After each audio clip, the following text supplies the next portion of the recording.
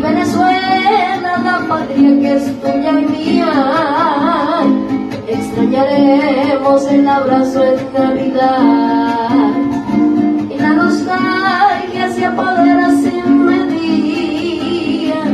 Yo rogaré a mi Dios santo del cielo que los proteja y no falte su compañía. Un nuevo año de paz y prosperidad, toda tu vida sin rencor e hipocresía. Cese la guerra, la pobreza y que importa más, vida y salud y una